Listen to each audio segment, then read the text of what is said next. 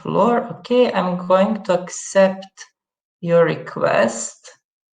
You should soon appear on the floor, and then you just need to activate your camera and your microphone.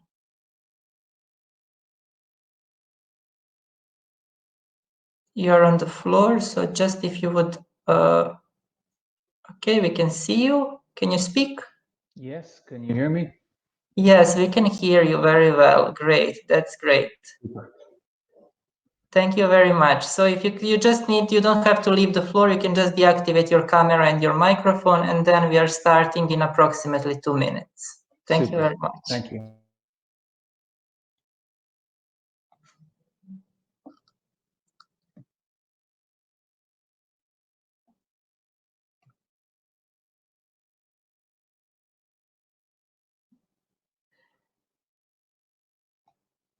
Okay, just a note for the other participants. So we will not test your connections right now. So we will not do the sound test for other participants.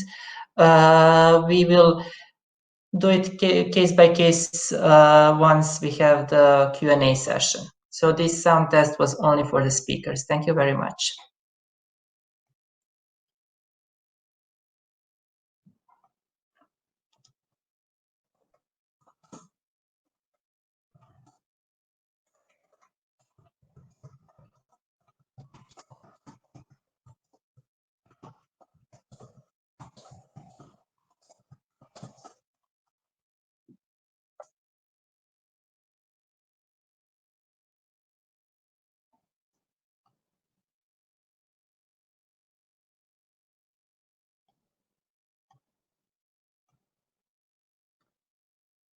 Okay, I see that the number is increasing. Now we have around 52 participants who joined us.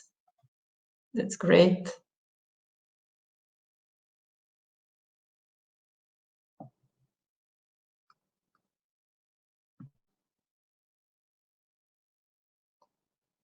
And I think we can slowly start with our event, or all our speakers are here and it's time, so it's 3:40. I'm going to share the presentation right now.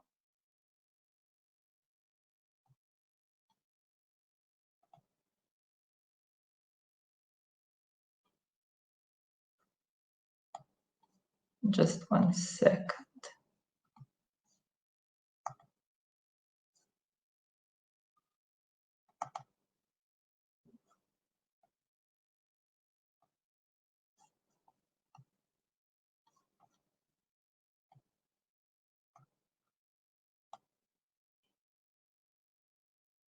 Okay, so you should be able now to see my presentation on your screen. So you can just switch from the video to the presentation in the top left corner of your screen. I'm going to go into the full screen right now. And yes, once again, welcome to all participants to the webinar on the responsible use of vaccines in the farm animal production, which is co-organized by the Disarm project and EPRUMA, the European platform for the responsible use of medicines in animals.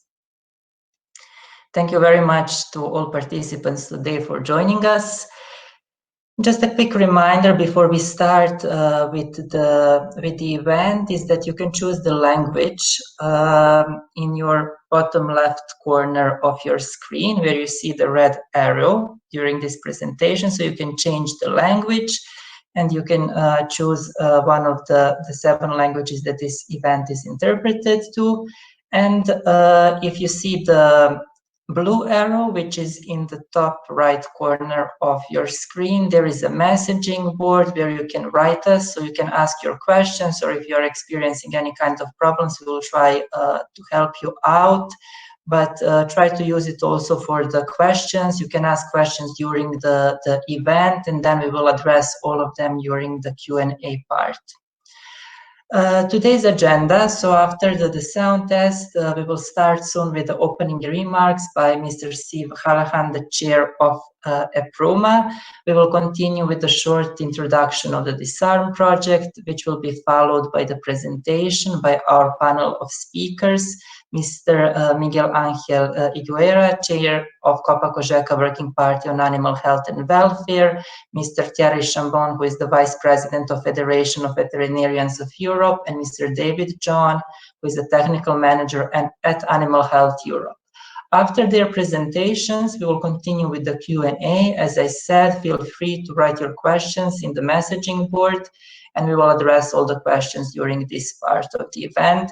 And we will then close the event around 4:55 with some of the remarks, trying to sum up everything that was said during the event. So now we will start with the introduction, actually, and the opening remarks by Mr. Steve Hallahan. Steve,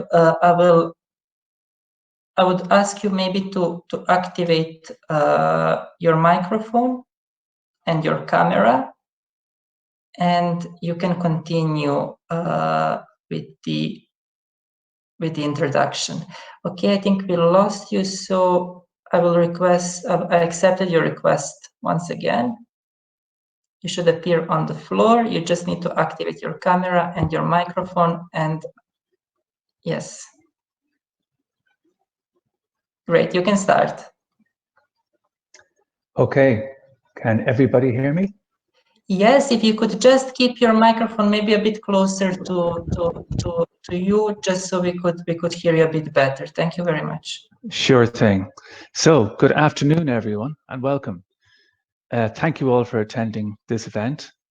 My name is Steve Hallahan. I'm a practicing veterinarian based just outside of Dublin in Ireland.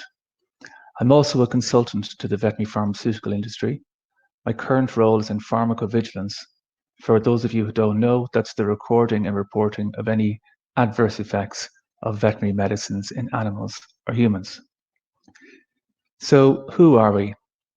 As Nana just said there, I'm the chair of EPRUMA, which is the European platform for the responsible use of medicines in animals.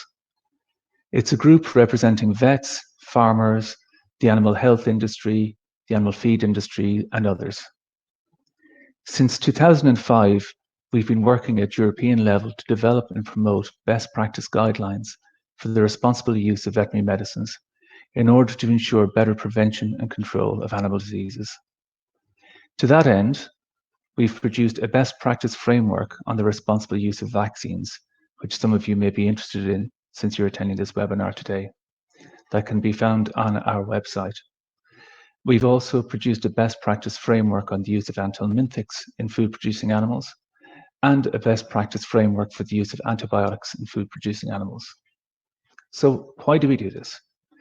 Well, our aim is to ensure the safe use of veterinary medicines and to share information on best practices, to manage animal diseases, support animal health and welfare, contribute to food safety, and safeguard public health. One of the other organizers, you may know, Copa Cogeca, has been around pretty much since the Treaty of Rome, since the late 50s, early 60s. Copa Cogeca is the joint organization which represents the national farming and agricultural cooperative organizations throughout the European Union. And the Disarm project is an active network bringing together researchers, industry, and farmers dedicated to finding innovative solutions for antibiotic resistance by reducing the need for antibiotics in livestock farming through focusing on disease prevention and prudent use of antibiotics. You'll hear more about Disarm in a couple of minutes.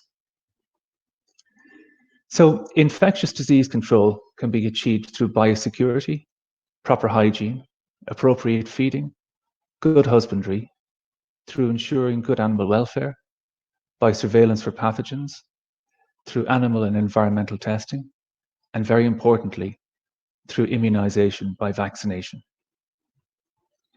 In 2020, in the face of this pandemic we're all living through, the importance of vaccination could not be more evident.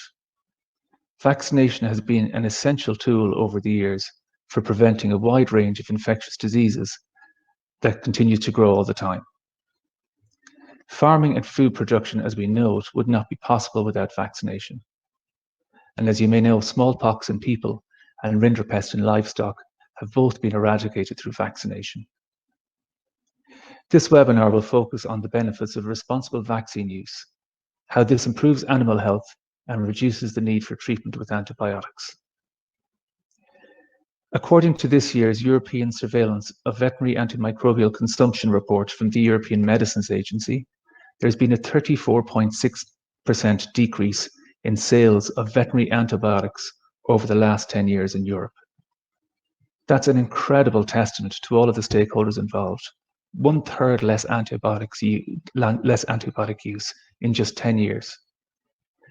Much of this success can be attributed to rising awareness and implementation of national policies. But as a practicing vet, I like to think that it's also due to the fact that Europe is taking a very proactive approach to animal health. Vets are moving away from the reactive and into a much more preventative approach towards infectious disease control. The change in emphasis from treatment to prevention of disease also makes business sense. 25 years ago, when I first graduated from vet school, most of the top-selling veterinary drugs were either antibiotics or anthelmintics for livestock. Today, most of the top-selling veterinary drugs are livestock vaccines, developed thanks to research and innovation by both small companies as well as large multinationals. Much of this innovation is born out of collaboration between academia and industry, as exemplified by the Disarm project. So, enough from me. I'd like to thank Nena Peric and Paula De Vera from Copa Cogeca and EPRUMA, and Claire Carlisle from Animal Health Europe for inviting me to speak and for putting together this important event. And I'll hand over to our next speaker. Thank you.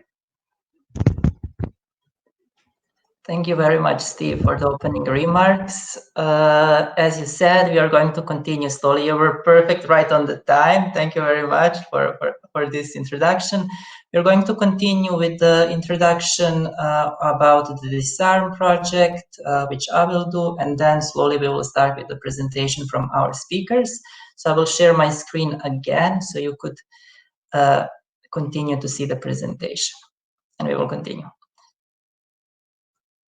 And we are going in the full screen. Yes. So as Steve mentioned, Disarm actually stands for Disseminating Innovative Solutions for Antibiotic Resistance Management. It is the project which is funded by the European Union's Horizon 2020 project.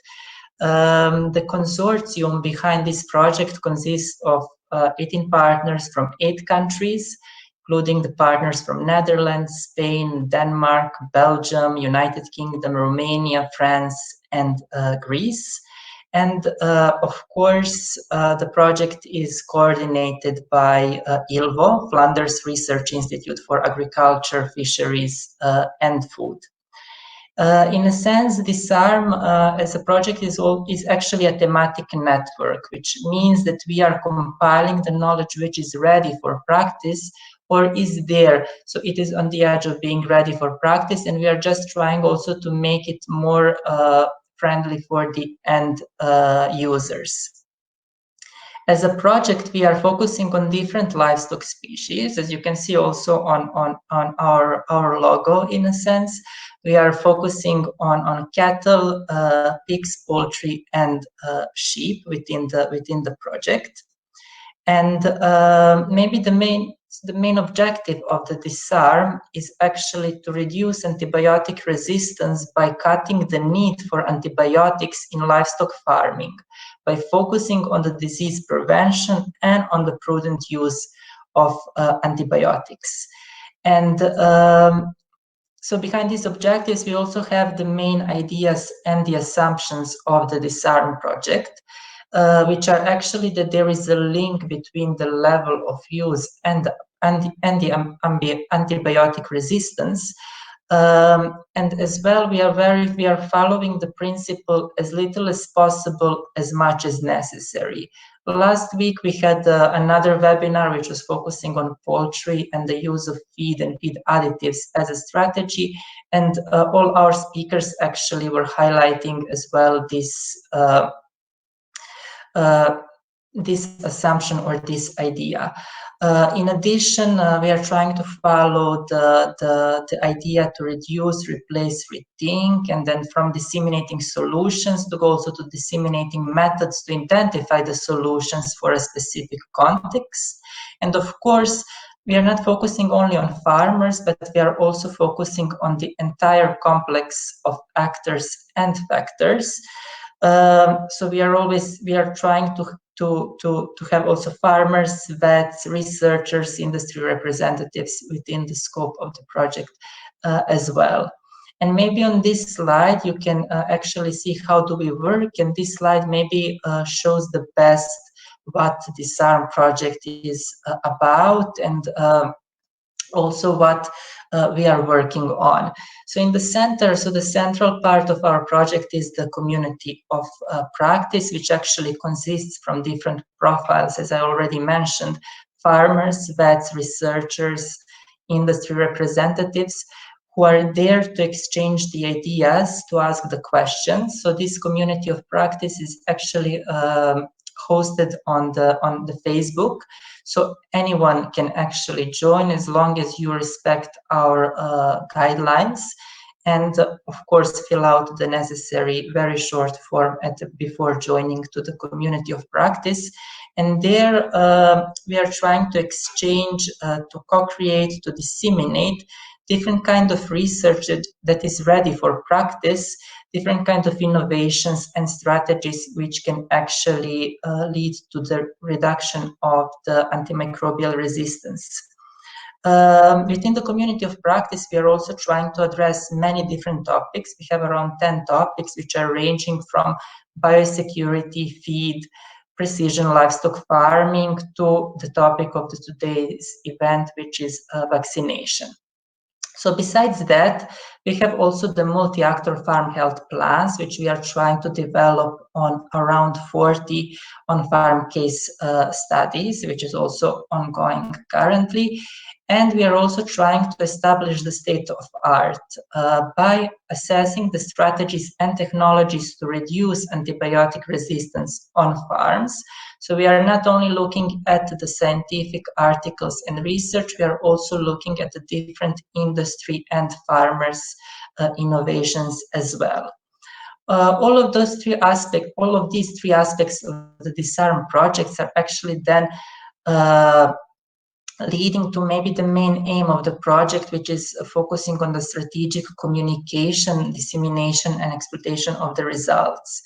So as a result and the outputs of this project, there will be different best practice abstracts, videos, cross-border collaboration, different kind of best practice guides, which we will also develop during the next year, and different kinds of events and workshops. And as you can see, you're part of one of them. As I said last week, we had another webinar, and other partners are organizing other interesting events and workshops. It's important to know also that all of these outputs from the project are also available on our websites, which is disarmproject.eu, that you can go there and check out. You can already see very interesting videos where actually farmers are trying to present the best practices they are using, so the strategies which help them to reduce the use of antibiotics on farm. Make sure to follow us on our Twitter profile, Project Disarm. So if you have your mobile phones next to you, you can go quickly on Twitter and already start following us if you are not already doing that. And as I mentioned before, maybe the most important thing is the Disarm community of practice, which is hosted on Facebook.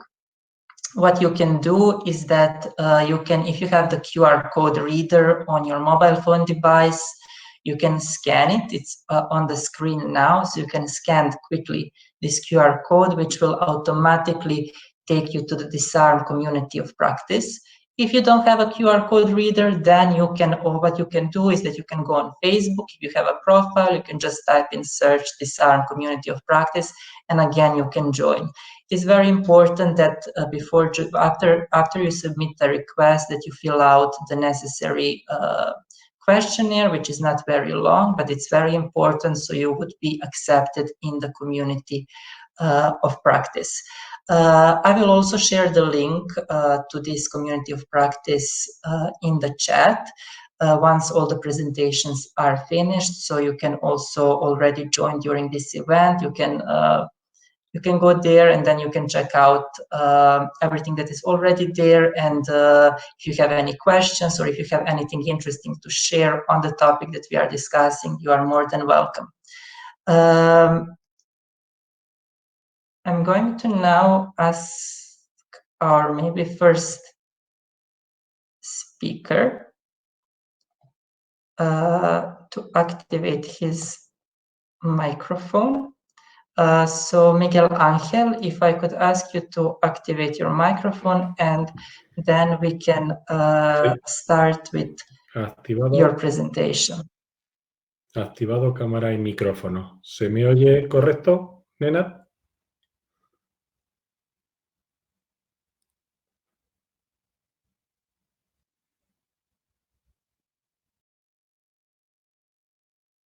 I've turned on my camera and microphone. Nenad seems to be on mute now. I can't hear what you're saying, Nenad, says Miguel. Nenad, your microphone. Presentation.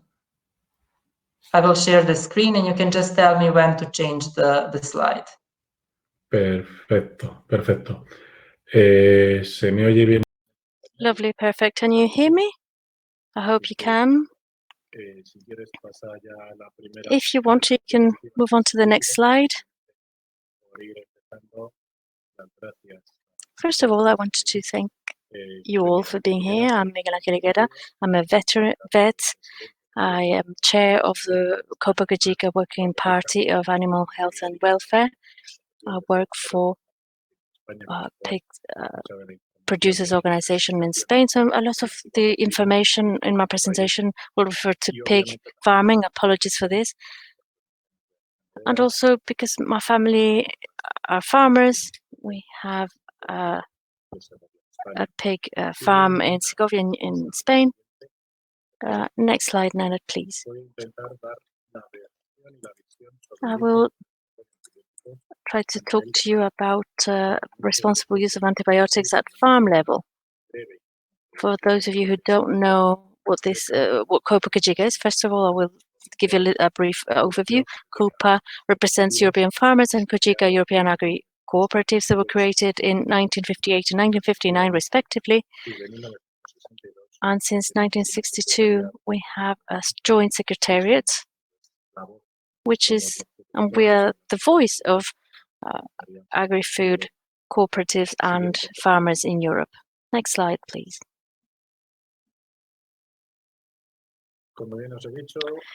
As I was just saying, even though I'm a vet myself, I will try to provide you with an overview of responsible use of vaccines from a livestock producer that you can see here, to pig farms. We're very proud of what they do on a daily basis on their farms. Next slide, please. Next slide, Nena, please. Thank you. Lovely. Vaccination. So the importance of vaccination, the positive aspects for us as farmers. First of all, disease prevention. If vaccines are applied properly, we prevent disease among our animals. Also, there's the second option, which is spread prevention. This undoubtedly is twofold: is to prevent other animals from being infected, those animals that have not been vaccinated, and also to do with official control of diseases. So what I will tell you about now is the need for a vaccine, for example, for African swine fever, to prevent the spread of the disease.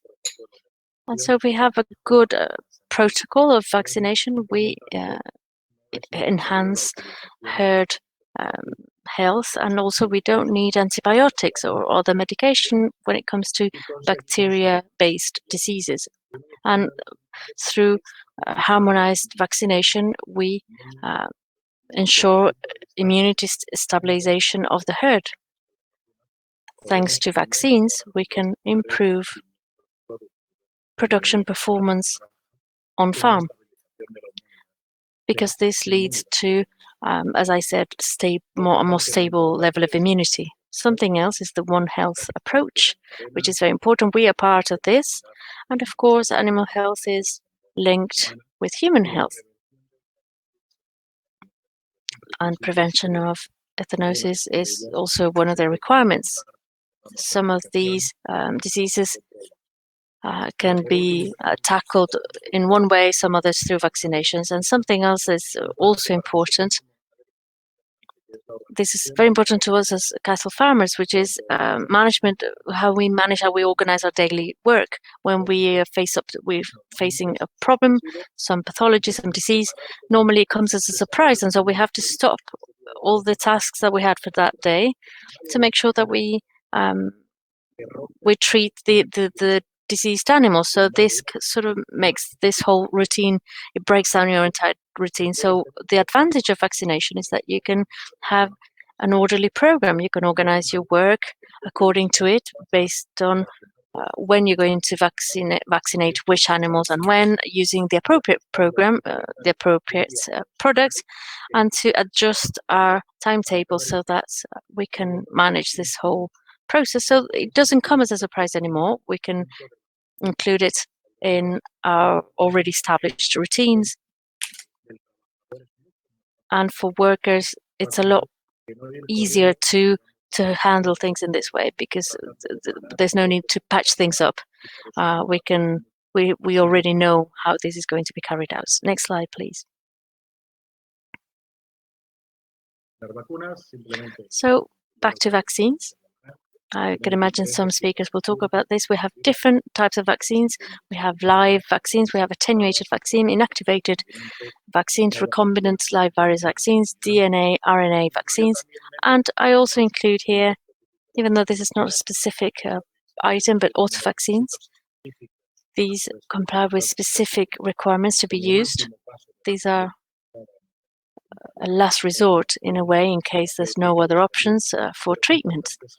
However, it's important to be aware of these, especially to know what the advantages and disadvantages are on a farm level, because for some diseases there's only one type of vaccine, for others there are more than one type, and so they need to be used based on veterinary recommendations. And then the application, whether it's through air spray, through eye drops, intranasal, so nose drops, which is good to prevent respiratory diseases, also in water, in baits, also through injections, using a needle. It can be with or without a needle, and also in ovo vaccines. Next slide, please.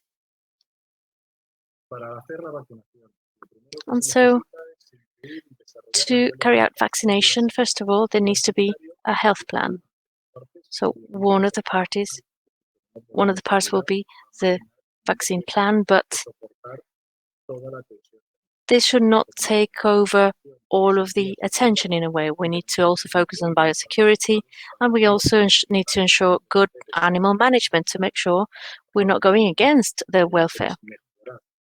The idea here is to enhance, to boost their immune system via vaccination or alternative products that can help boost their immune response.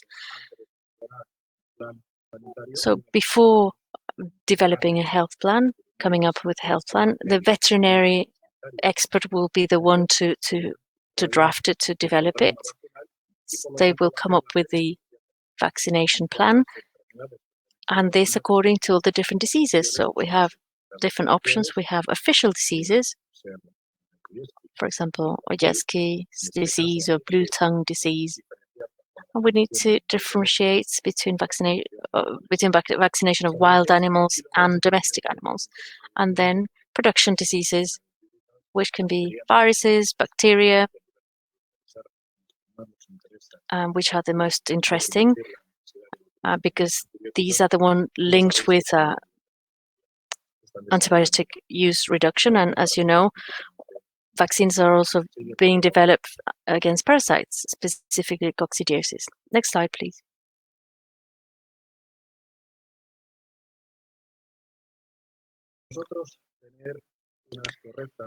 In our view, having good vaccination recommendations is important. And as I said, we need veterinary advice and we need a vaccination program to be established. We need to only vaccinate healthy animals. If we do this for diseased animals or animals that are weak, this might be counterproductive because this might mean a shock to their health systems. We need to also follow the SPC recommendations to do with prescriptions, to labeling, and this, for example, how to store the product, how to transport the product, and how to apply it. This is specifically relevant because of temperatures that need to be observed. Also, we need to use sterile tools, for example, needles, syringe.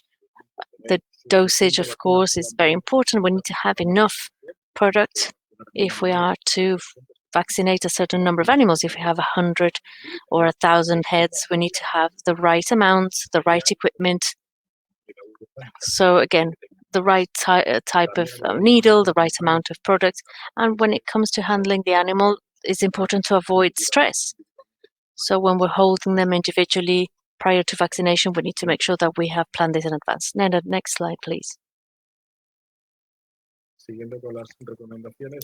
And again, following with recommendations, we need to follow the protocols that the manufacturer has recommended. So to verify, to ensure that the vaccine container is intact, that it has not been damaged in any way, to make sure that if it has to be reconstituted, how it is diluted in water. All those of you that have vaccinated before, you know that it's difficult to reconstitute the vaccine because of the different levels of pressure, the amounts of dilution. Sometimes it doesn't fit in and the liquid pops out, so pours out everywhere. So perhaps we make certain mistakes, which is something that's worth mentioning. Temperature for storage is not necessarily the same as temperature for application. Also, the recommended dose. So it's important to work out, to know whether we're going to inject it, whether it'll be oral application. And when injecting, we need to be sure that the dosage will go into the animal. Sometimes it looks like the liquid is being spat out because we haven't necessarily selected the right amount. So again, we need to closely follow the manufacturer's recommendations. We need to know whether there needs to be a second application. Also, what to do with the packaging once it's been used, once it's been applied. We need to make sure that these products are properly disposed of and to make sure that these products do not go into the food chain. So once the animals are vaccinated, we need to record what product has been and also monitor how these animals are doing in terms of the welfare after the vaccination. Next slide, please.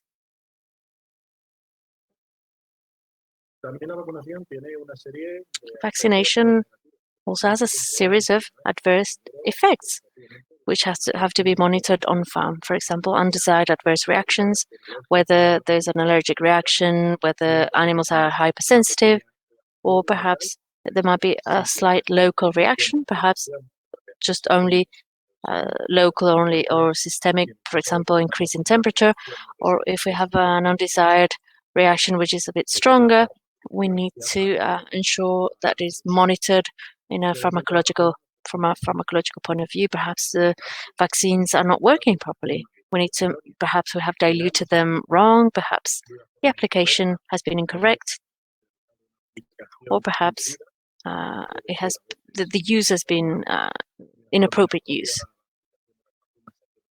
So, for example, perhaps we have applied one when it's an attenuated vaccine but we have done it following a different recommendation. So this is something that we have to look into. Perhaps immunization is not on the entire herd. Also, there can be interference. There can be maternal antibodies or antibiotics when this is oral administration. Also, protection can last. Perhaps the duration can be insufficient. We believe that this vaccine can last for the entire lifetime of the animal, but perhaps it isn't the case. The animal falls ill or catches a disease before time, and in the more risky examples, when attenuated vaccines can combine with the viruses, and so there can be some sort of recombination. Next slide, please. And so what's our wish list? Well, we would like to have vaccines for all diseases to make sure they're safe, so that there are no risks to the humans applying them. Some vaccines can cause problems in human beings, also to make sure that there's a clear difference between the vaccine and the disease on the farm level. And what we would like is to have a single dose vaccine to make sure that we don't have to apply multiple doses. If they can be combined, for example, to use a single vaccine for a series of diseases, all the better. And to make sure that if we find alternatives to injections, if this helps with animal welfare, then of course this is desirable, to make sure that they don't have any negative reactions, for the duration to be throughout the entire lifetime of the animal, and to help protect against diseases and excretion. And last slide, I think, Nenad. One of the vaccines that we are hoping to get the most is one against African swine fever.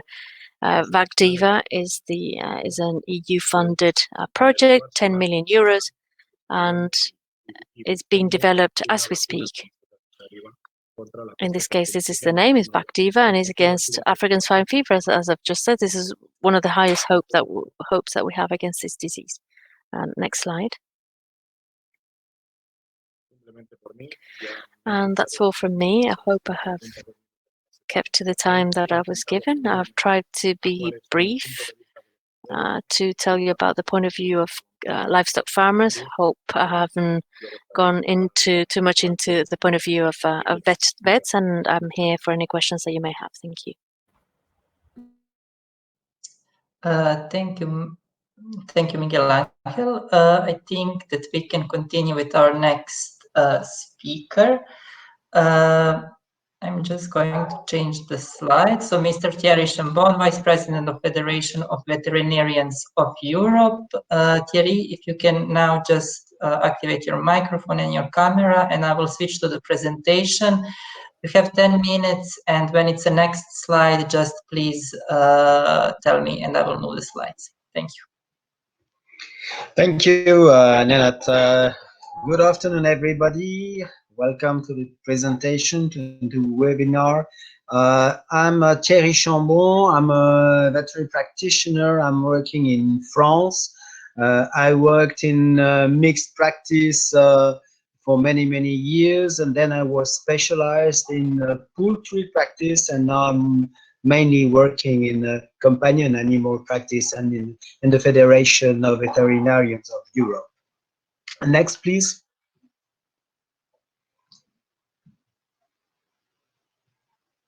So just a few words about the Federation. We represent 300,000 veterinarians all over Europe in 48 national associations and representing 39 European countries, so more than the EU, of course. We have 4 sections. The most important one in numbers is UEVP, the practitioners. We have also the UEVH, the hygienists, the vets working in public health and officers. We have also the official veterinarians, which are the state officers, EASVO, and you have the vets working in education, research, and the industry, which is the section average. Next, please. Next slide. So what are the what is the EVI strategy? We have the main mission, which is to strive to enhance animal health, animal welfare, public health, and protect the environment by promoting the veterinary profession. What are our priorities for the next 5 years? It is the first topic is One Health. We are talking One Health. Everybody is listening to One Health at the moment. One Health and sustainability.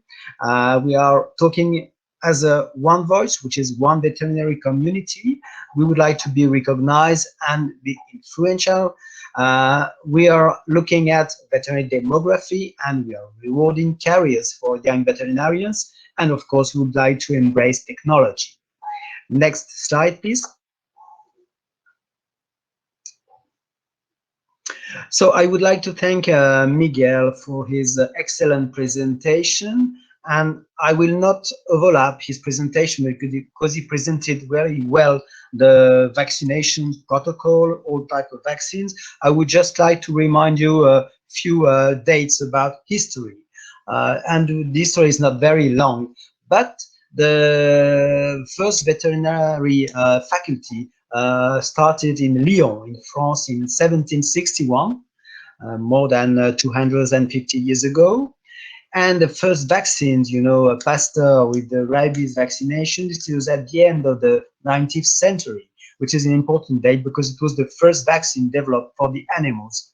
And then it was a starting point for the human vaccinations. So all over the years, we have implementation of new vaccines, and especially starting from the animals and to prevent animal diseases, but also human diseases.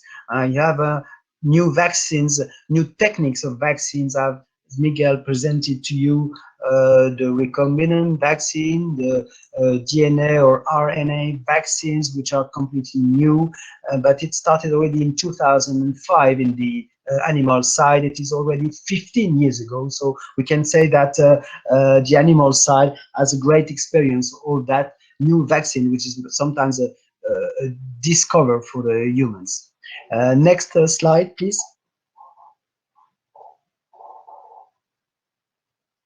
So as Miguel, I will not go back on it. We have different categories of vaccines, a different route of administrations. So I will not go back to that. It has been presented very excellently. So next slide, please.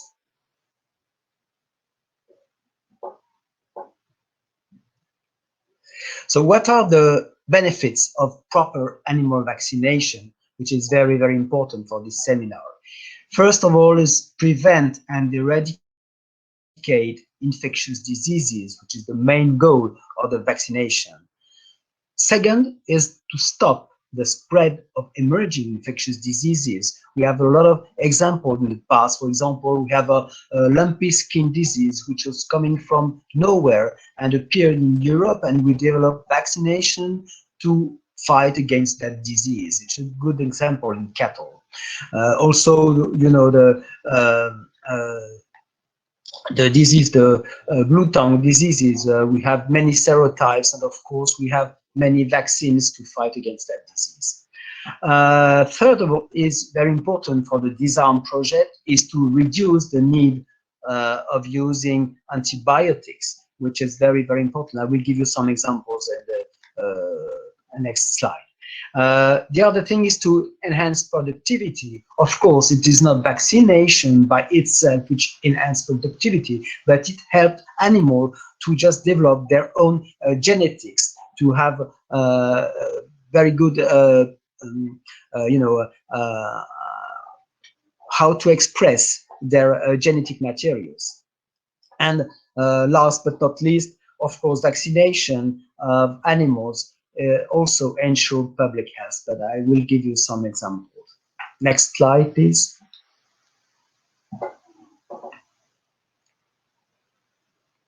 So as you know, rinderpest has been completely eradicated from the earth. Now we have no, and it's because of vaccination. Know that rabies in the western part of Europe has been also eradicated from the wild. You know that the animals, I remember when I started my practice, we were vaccinating cattle against rabies in the western part of France, in the eastern part of France, which is not the case anymore because you have no rabies anymore. So I think it's a good example of the efficacy of the vaccination programs, not only on the farm animals, but also in the wild for the wild animals. Next, please. So as you know, we have a lot of vaccination strategies to fight against bacterial, viral, but also parasitic and fungus infections. Of course, all that vaccination helps to decrease the antimicrobial consumptions. It is mainly in respiratory diseases, neonatal diarrhea, E. coli infections, clostridial infections, coccidial infections, and all infections of the reproductive system. We have many examples. We produced a document in the Federation about antimicrobial use in food-producing animals, which shows that vaccination can decrease the antimicrobial consumption. Next, please. Next slide. Yes. So, answering a demand from the European Medicine Agency, we produced in that document a wish list for vaccines, because you know that we have a lot of vaccines available in Europe, but there's a gap in some disease, and we have a list species by species given by our specialists. From cattle, pig, poultry, fish. You can say, show the next. I will not go in deep on that species. Of course, we have no time for that. Next, please. So, of course, for sheep, goats, horses, rabbits, aquatic animals. I will give you the examples of the aquatic animals production. You know that in salmon production, there were in the past a lot of tons of antibiotics given to fight against different bacterial diseases. Now we have vaccines, and the antibiotic consumption decreased from 99%. So it means that you have a lot of efficacy of the vaccination in that species. I can go to the next. And then I will talk about the strategy of the veterinary profession to fight against antimicrobial resistance and to promote vaccination as a tool to fight against the diseases. Of course, there's a peak of antibiotic consumptions in the 50s, and now after developing new vaccines coming from the industry, now we have a big decrease in antibiotic consumption, and adding biosecurity measures, good husbandry procedures, and good vaccinations programs. Now we can see that the antibiotic consumption is very, very low. Maybe we're at the bottom of the curve. I don't know exactly, but I know that the vaccination and the vaccine use will increase still in the next years. And what I can say about the strategy is that, you know, we have to fight against diseases at a global level sometimes when we have emerging diseases. But at the same time, we have these programs given by sometimes the EU, or maybe sometimes from the OIE, which is the World Health Organization for Animals. And we have a vaccinations program, but also at the regional level, when you have emerging diseases coming locally, we can have local programs. And we have to talk with regional representative of farmers, of the local authorities, government, local governments, and of course we are talking with vets to apply specific programs to fight against specific diseases. So it's very important to have this strategy. The strategy is at a local level. The veterinary role is to discuss with the authority and also to train farmers how to apply the specific programs, also to how to apply the vaccination, because you know that vaccination is a veterinary act, but as it has to be applied at the farm level, it can be delegated to farmers when they can apply specific rules designated by the vets. So maybe you can go to the next slide, please. Next, yes. Just to show you that, of course, it's not vaccines itself, but it helps to enhance productivity. Next, please. Next slide.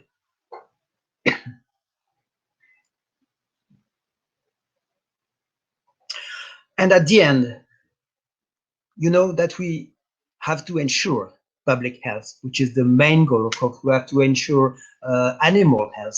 But second, public health is very important. And we have a lot of vaccines to fight against zoonotic diseases. So we can control the infections in animals and thereby reduce transmission to people. And we have good examples of rabies, brucellosis, leptospirosis, influenza, Rift Valley fever, Nipah and Hendra, Japanese encephalitis, Q fever, Salmonella, E. coli, and a lot of many other, and maybe for the future, new diseases. And with that tools of vaccination, we have to to develop some campaign. You know, we have barriers to overcome. And of course, it is product availability, which is a problem sometimes, the product affordability. We have to have a correct logistic to handle the vaccines. We have the correct dosage. You have to apply the boosters if necessary. And you have a certain percentage of animal to be immunized if you want a global immunity.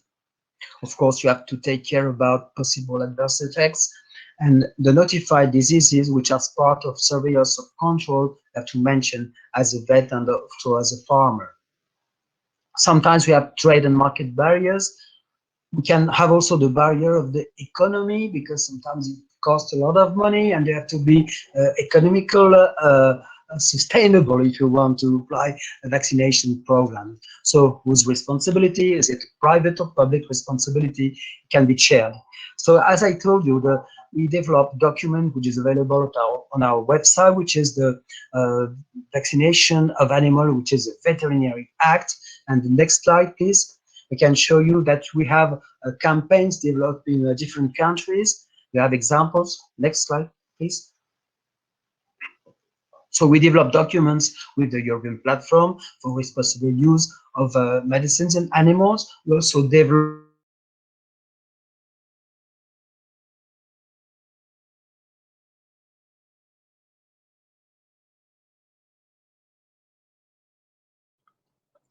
Sorry, Thierry, it seems that you are muted, so maybe if you could activate your microphone, we could not hear you.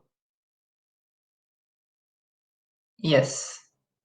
No, we still cannot hear you. Maybe you just need to unmute yourself.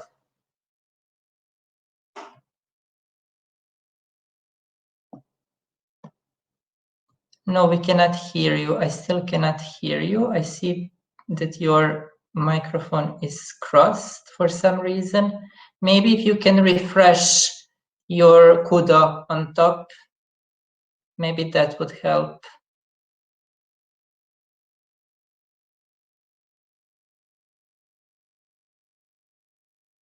If you could just request to speak again, Thierry, then we should have you back.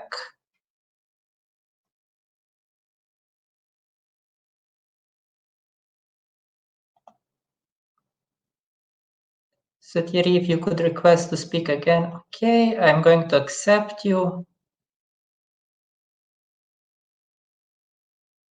You should soon appear on the screen. Is it okay now? Yes, it's okay now. Great. You can continue with the presentation. So I don't know when I was was muted, but anyway, just to say that we developed some documents with, of course, EPIRIMA, which is the organizer of the webinar with Copa-Cogeca. We develop also documents with veterinarians specialized in companion animals, in pets. We also develop documents with the American and the Canadian Medical Association together with FVE to show, to emphasize the needs of vaccination and how to use it, how to promote it by vets, by farmers, by the general public to be accepted. Next slide, please.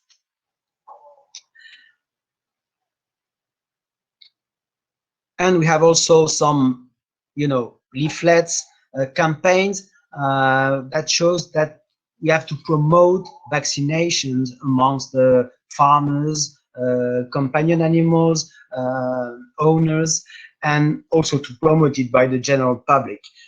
For example, in France, we have the Eco-Antibio plan, which is a plan to reduce antimicrobial consumption. And we have a campaign with farmers to promote vaccination, which the aim is to decrease and to reduce the antimicrobial consumption. So I will answer your question, and I thank you for your attention.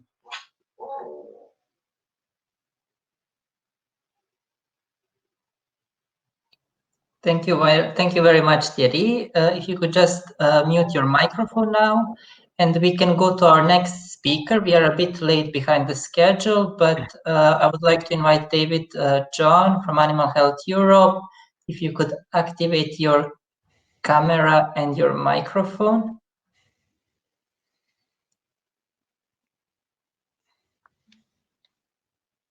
Hello, David. I don't see. Okay, maybe you can request to speak again. We lost you. Going to accept your request. You should appear shortly.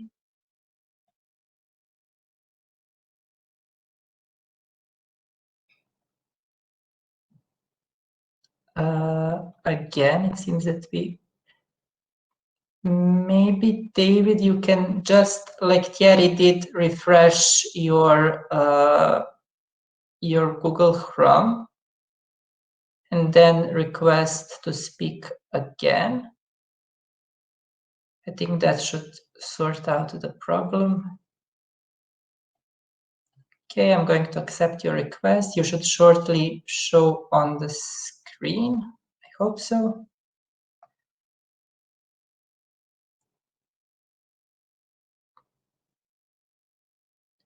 We still don't see you on the floor. I'm going to release your mic, so maybe you can once again maybe refresh. I don't know if your connection is very good.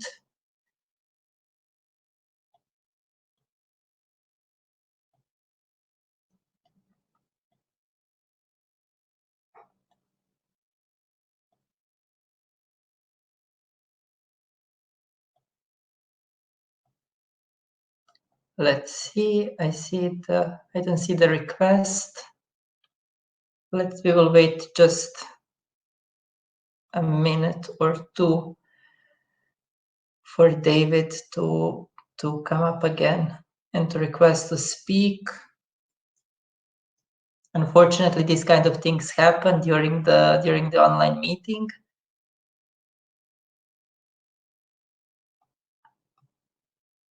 I still don't see a request from David. Maybe he's trying to join again.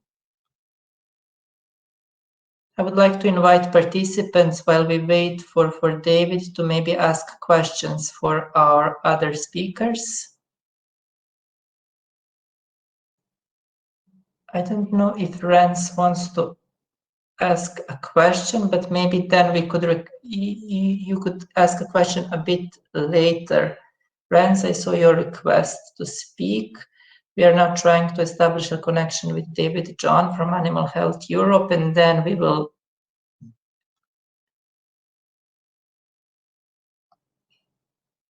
ask questions. Let's see. I still don't see David back onto the meeting. So maybe we can continue with questions until David is back with us. I don't see requests to speak from David. I'm going to check if he's on the participants list. I don't see. So maybe he's having some kind of problems. Okay, we have David back. David, I accepted your request. Let's hope that you will show on the screen.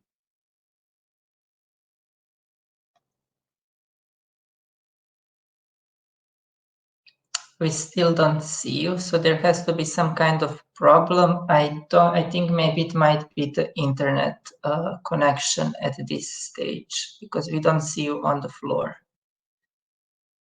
I will release your mic, and then maybe you can request to speak once again.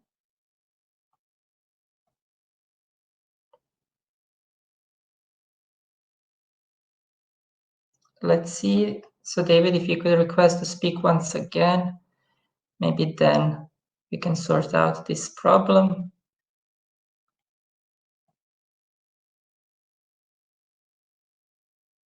Or maybe if you can try to connect from some other device.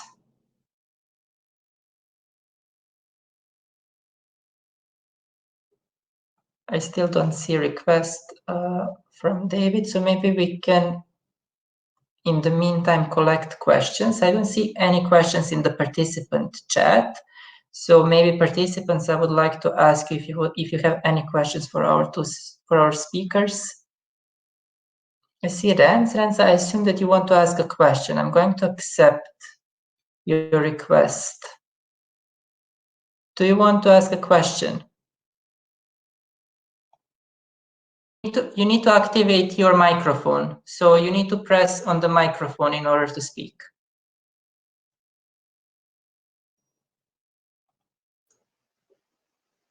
Yes, maybe now. Can you speak? Yeah. I think you want to use yes, this time as a break for questions? Yes, you can ask a question now. Okay, thank you. Thank you very much, Nenad. Well, first, like to thank the presenters. Hopefully, David will come back in a minute. Steve, Thierry, and Miguel, and of course also David, for these excellent presentations. I also want to congratulate JP Ruma/Disarm with organizing this symposium.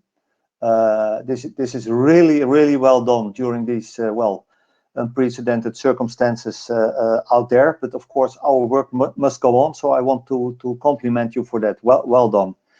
Over to my question. Of course, we know the importance of vaccines has been very well highlighted by the previous speakers. Prevention of disease, antimicrobial resistance, etc. But we also know, and this is not discussed so far, that there's a growing number of anti-vaxxers, even now more and more also in the space of animal vaccination. And connected to this, and all the problem, which is not, well, which really is connected in my view to this, is that animals being vaccinated against diseases, and not all diseases, but some diseases, not being accepted, let's say, in the trade channels. So by, you have to read here, retail, you have to read consumer. And I want to ask the panel of speakers, including David, of course, what should we do as farmers or as veterinarians to influence this trend, because you can call it a trend, I think, in a right way for the sake of animal health, animal welfare, but also public health. Thank you very much. Thank you very much, Rens. I'm going to release your microphone, and we have back, so we will take this question. We will try to connect with David once again. So I'm going to accept his request. Let's see if he will appear on the floor so he could finish the presentation. Unfortunately, David, we don't see you on the floor once again. So there seems to be some kind of a problem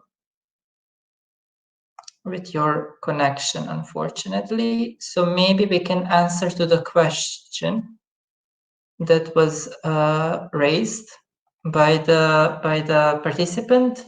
So I don't know if Miguel Angel or Thierry, you would like to reply to the question about how actually we could address this problem of anti-vaxxers, or how to increase the confidence in the vaccines and its use. So I don't know if if one of you wants to reply to this question. So you can just activate your camera and your microphone, and please. Miguel, I think you just need to activate your microphone, please. Sí, muchas gracias. Thank you. I will choose Spanish to speak once again.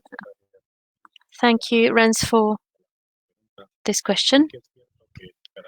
It's true that there's more increasing pressure from anti-vaxxers, from people against vaccination. And as all of us speakers have said, we believe vaccines are essential as a means of protection and defense.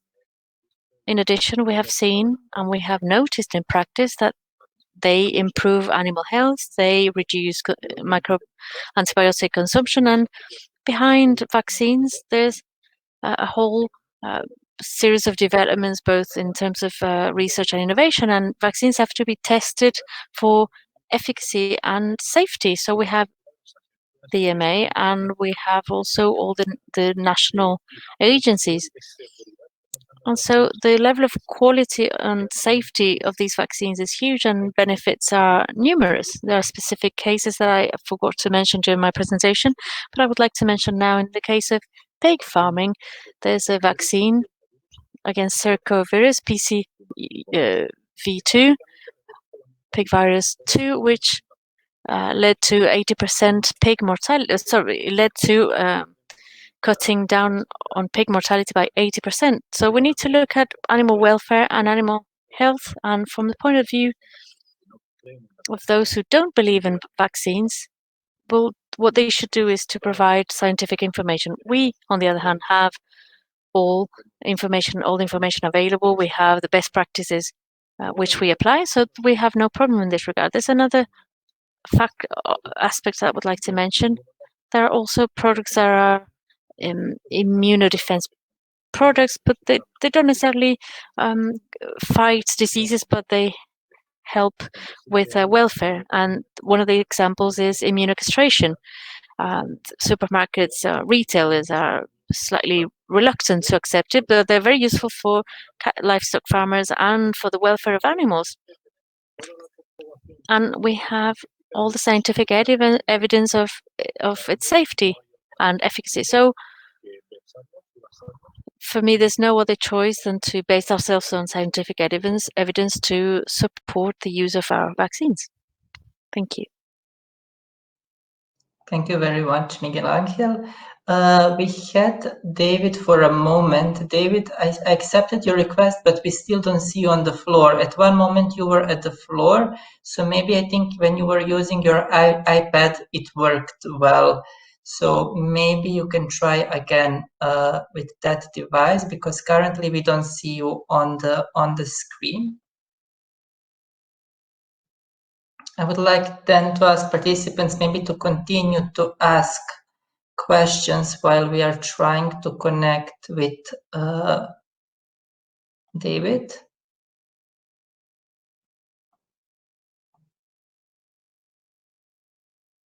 I don't know if Antonio wanted to ask a question. Antonio, I'm going to accept you to the floor in case you want to ask a question to our speakers.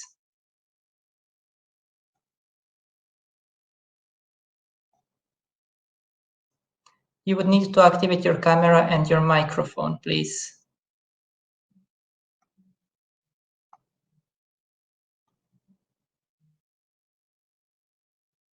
Okay, so maybe not. I'm going to release your microphone. I'm going to accept Adam from Poland. Adam, you are going to appear shortly on the screen. You would just need to activate your camera and your microphone, and then you can ask a question to our participants.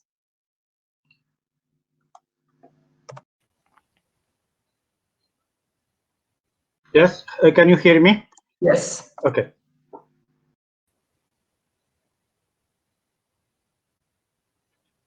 Can you hear me?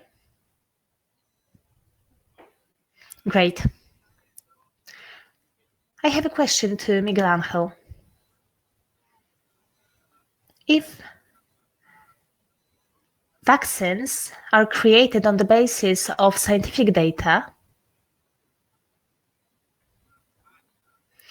do we have scientific reports that prove that immunocastration is so safe that it doesn't have any influence on humans? And I'm talking here about any long-term impact. We know that in the short term, studies may not show any adverse effects. I'm talking here about a period of at least 10 years.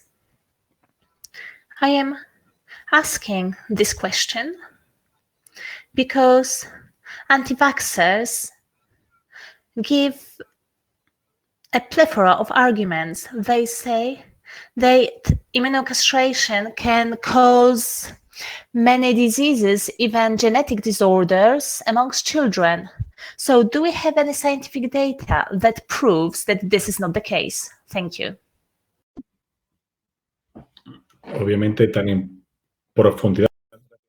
Thank you very much, Adam, for your question and for such an in-depth, in-depth reports perhaps are not there, but they're part of the logic of the rationale behind this. These are people that without any appropriate argument would like to go against products that are endorsed, that have scientific evidence to back them up. And so they don't want this to be used on farms. Immunocastration and vaccines, when people have consumed a product following the appropriate time period, there's no effect on the person consuming the meat. And those against vaccines, anti-vaxxers, are also part of the sectors. And we have said that the more vaccines, the better for animals. I'm sorry to say, but it's ludicrous to believe that an animal that has been immunocastrated can have a negative effect on somebody consuming their meat. It's so as ludicrous as the fact that somebody vaccinated against influenza could give influenza to somebody else. We're talking about an immunological action. We're not talking about any additives on the meat. And we need to be clear that all scientific evidence and documents and the specific report of the European Agency on Veterinary Products have endorsed the safety of this product. So we have to make sure that we refer to scientific exchanges, and those who just come up with ideological, philosophical or ethical arguments to not use the product, well, they try to hold on to these non-scientific arguments because they have nothing to back it up with, because they believe that perhaps the product is not safe. But we have to be adamant here. The agencies have endorsed the product. Experts have endorsed them. Animals that are immunocastrated do not have any adverse effects on anybody eating the meat. The same as any vaccines that are applied onto animals. Thank you. Thank you very much, Miguel Angel. I see that David is back with us. David, if you could activate your microphone. Yes, good afternoon. Yes, great. Good afternoon once again. So I will share the screen so you can continue with your presentation. If you could do it a bit faster than 10 minutes, that would be great. So just to allow a bit more questions. Great. Okay. Sorry to everybody for the technical problems we experienced there. So I'm briefly going to talk to you about vaccines and their role in reducing the need for antibiotics. So next slide. For those of you who don't know us, Animal Health Europe represents the European animal health industry, so the companies that produce veterinary medicine. So we've got 12 companies and 17 national associations in 19 countries, which covers about 90% of the European market. Next slide. We have heard quite a bit already this afternoon about vaccines, how to do vaccination, and the innovation that's going on. And it's really nice to see that actually we already now have vaccines available for at least 2 of the diseases on the FVE wish list, which just shows how quickly innovation in this area is moving. Now, there are 3 real ways I think that vaccines can help reduce the need to use antibiotics. The first of these is direct prevention, which is where you're vaccinating against the bacterial disease itself. We have indirect, where you're vaccinating against a disease, maybe a viral disease or protozoal, where you often get secondary infections that need to be treated with antibiotics. And finally, there is the general way in which vaccination is part of supporting the good health status of the animals. Next slide, please. You've already seen part of this slide in one of FVE's, but I think one of the best examples of the impact vaccination can make in reducing antibiotic use is the Norwegian salmon. In the early 1990s, the introduction of an effective vaccine against furunculosis basically caused a massive drop in the use of antibiotics in the Norwegian salmon industry, and that has stayed at very low levels despite the increasing production that is going on there. And that it's probably an overused success story, but it is such a wonderful example of how well it can work. Next, please. And it's not just for fish. There's several other diseases. Porcine contagious pleuropneumonia, which is a severe disease with high mortality in the acute form. We have the Salmonella vaccines, and those reduce infections with Salmonella in poultry. But by extension, through the food chain, that should also help reduce human cases of Salmonella. So there we may actually even help to reduce use of antibiotics on the human side. And we have bovine respiratory disease. And a study in the Netherlands here showed that if you control the disease through vaccination of young calves, you can get a reduction in the use of antibiotics of around 14.5%, which again, that's quite a substantial reduction through the use of a vaccine. Next, please. In terms of the indirect benefits, I think one of the good examples there is porcine circovirus type 2. That often has bacterial infections that run concurrently with it, and actually those sometimes cause more of a problem for the animals than the disease itself. And those would normally need antibiotics to treat them. So the fact there are now vaccines available for PCV2 again helps reduce that need for antibiotics. And there's quite a few other diseases where that would be the case. And the next, please.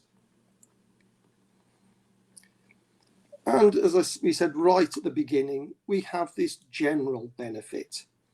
And we've heard several times today that the most effective way to reduce antibiotic use is to prevent disease through animal breeding, hygiene, biosecurity, nutrition, improved animal husbandry, herd health planning, and obviously vaccination is part of that herd health planning. And it is one of the tools available to the veterinarian and the farmer to help reduce the need to use antibiotics in particular, but medication in general. Because at the end of the day, animals that are in good condition are much more able to resist infection. And that's really where we all want to be. So thank you very much for your time. I've been fairly short to try and make up for the lost time. So, and any questions, I'll be happy to try and answer.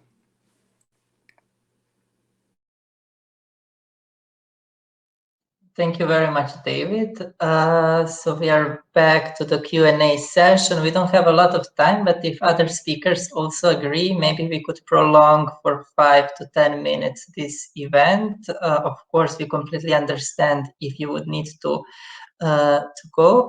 I see that Rebecca requested to speak. Rebecca, I'm going to accept your request. You should appear on the screen, and then you can activate your microphone and your camera, and you can ask the question, please.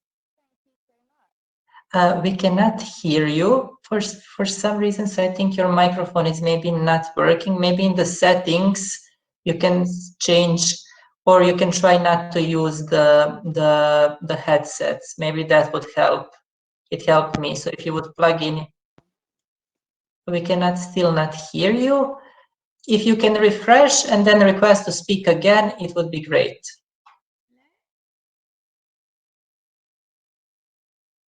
And then we would take your question. So I'm going to release your mic.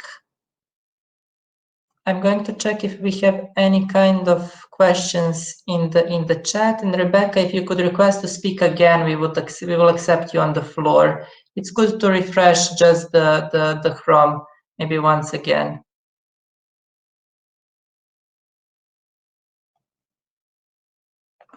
I don't see any new questions on the floor. I see that mainly the comments, also how, okay, we have Rebecca again. Rebecca, let's see if it will work this time. You're on the floor. I cannot hear you, unfortunately. You can type your question, please. Thank you very much. That will be super useful.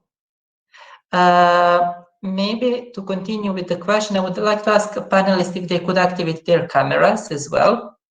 Maybe that would be good, just to know that you are listening to us. And maybe the question could also be the cost benefits of vaccinating actually the animals. And I think it's an important probably decision for the farmers, and actually how to make the decision and when to choose to vaccinate the animals. So maybe we could start with that question.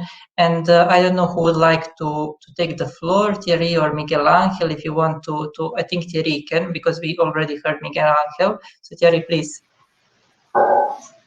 Yes, thank you for the question. Of course, you know, it's a permanent dialogue between farmer and vet about how to deal with vaccinations and the diseases. Of course, I can talk about cattle, which is very well known by everybody. Sometimes in cattle, we think vaccination is a treatment, it's not prevention.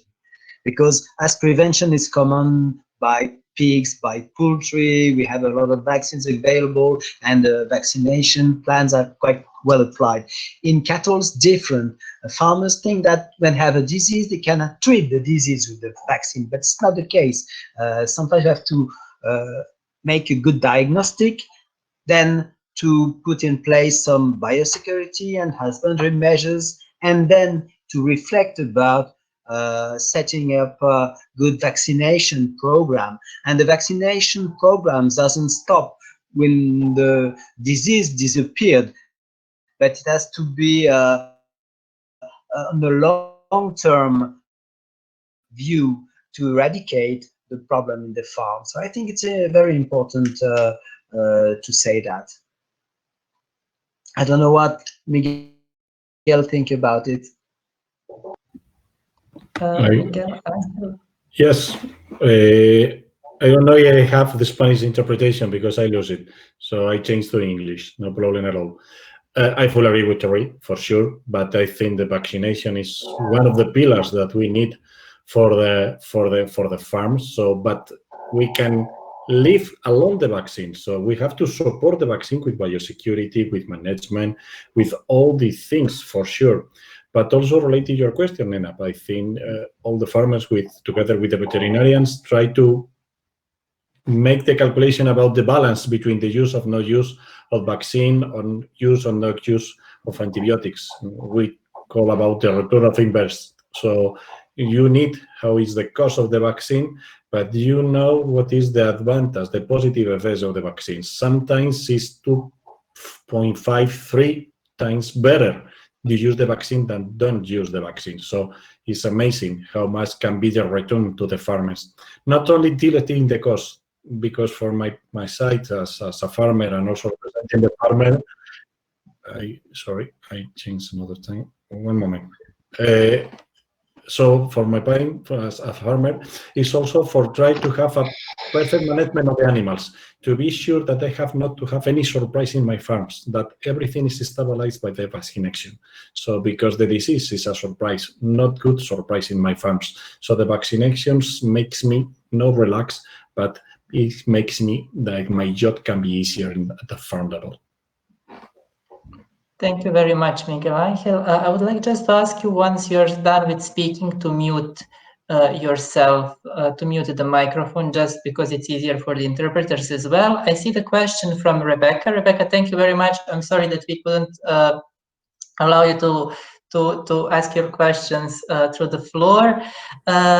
So Rebecca says, very interesting, David. Thank you to all the speakers. I'd like to ask about the benefits of vaccines David mentioned. Do you think the balance between direct and indirect prevention and benefits will shift as we focus more on endemic diseases and continue to reduce the antibiotic use? So maybe, I don't know, David, if you want to reply to this question now. I think, yeah, I'll try. I think it's a difficult one, and it will depend, I suspect, on where you are in Europe as to what the priorities are for the farmer and the vet. You know, we will always need the direct benefit of the vaccination against bacterial diseases. And I think the indirect benefit, the benefit is really for where you protect against the viral disease.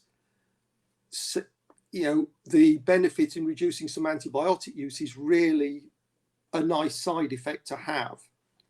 You know, so I think that's a good way to go. And it depends where you are. As Thierry said in his piece, you know, they used to vaccinate against rabies in eastern France. They no longer need to because the disease is nowhere near them. And so that will also play a role, you know, to a certain extent. You know, vaccines can be the victim of their own success. You know, with rinderpest, we've wiped it out. You know, nobody needs to vaccinate now against rinderpest. We have the vaccine, and in some areas, I think they do still vaccinate, but, you know, the need is not there as it was. So I think, yeah, we'll have to see how we go. Thank you very much, David. Miguel, for your information, I think the Spanish interpretation should be back. There was a technical glitch, so you can confirm. Great. I don't know if Thierry or you want to add something to this based on the question that Rebecca asked. Miguel, yes, please.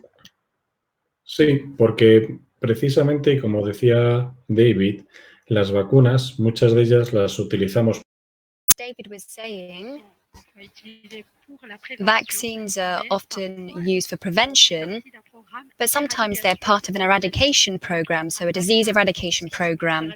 So a vaccine that is part of a disease eradication program aims to eradicate the disease and therefore eliminate the need to vaccinate. So it's therefore a way of preventing the disease. So when it comes to the question that Rebecca put to us, yes, it goes without saying, the vaccine can put an end to the disease. And this is everyone's aim, to eradicate diseases and to no longer have to use vaccines.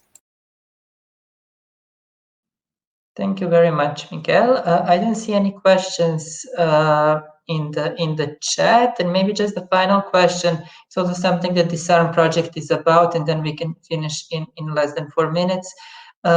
Is this combination of measures? So is should we think once the vaccination was done, is it the end of is it like the ultimate solution, the silver bullet, or it has to be applied with all other measures? I think some speakers already spoke about all different. So is it actually about a combination of measures as well in the same time? If someone wants to reply. Thierry? David. Okay, David. I'll make please. a start to that. I think, yeah, vaccination is part of the toolbox. You know, we need to use all the tools we have available to control disease and keep our animals healthy and productive. You know, and vaccination is just one part of the package. Thank you, David. Maybe Thierry, do you want to add something to this? Just fully agree with you, David. Of course, it's a tool, and it's not the only one. It's a major one, of course, and we hope we will have always vaccines available, and we have a wish list. So we have still work on the table for the industry to develop new vaccines, and of course, but at this moment, we have a lot of vaccines available, and it's a very good tool to help to eradicate, sometimes at a regional and sometimes just at a farm level. And it's very important for us as a vet to convince the farmer to apply the specific measures in the farms. And vaccines not only vaccines alone is not good. We know that antibiotics was in the past a very easy tool, but now it is expensive and we have to reduce it. So no way, we have just to put in place vaccination plan to diminish and to decrease the consumption of antibiotics. Thank you very much. Miguel Ángel, do you have anything to add to this? Yes, please. Sí, aparte de lo que han dicho los compañeros con los que estoy de acuerdo, pues la verdad que invitar. Yes, thank you.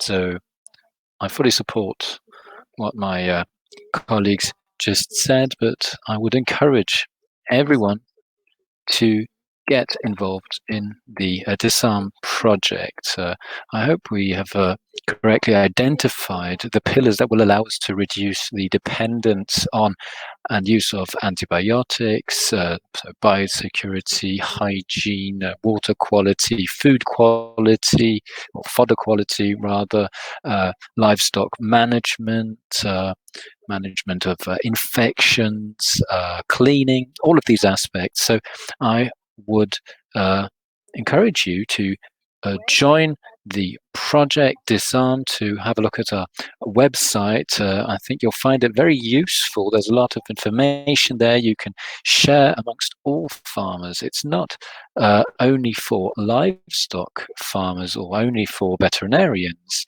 It's a general project that allows us to find solutions together.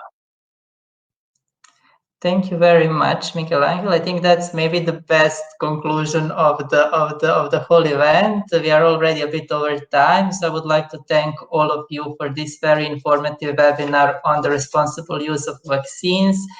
And thank you once again for being the speakers. Thanks to all the participants for joining us tonight. It's Friday. I wish you a very nice weekend. And big thank also to our interpreters, who as always are doing the great job. Thank you very much, and see you maybe on some other webinar that will be organized by the Disarm. And once again, on behalf of the project and on behalf of the Truma as well, I would like to thank you for being here. Thank you very much. Have a nice weekend and nice holidays. Bye-bye. Thank you. Bye. Muchas gracias a los intérpretes. Thank you. Bye-bye.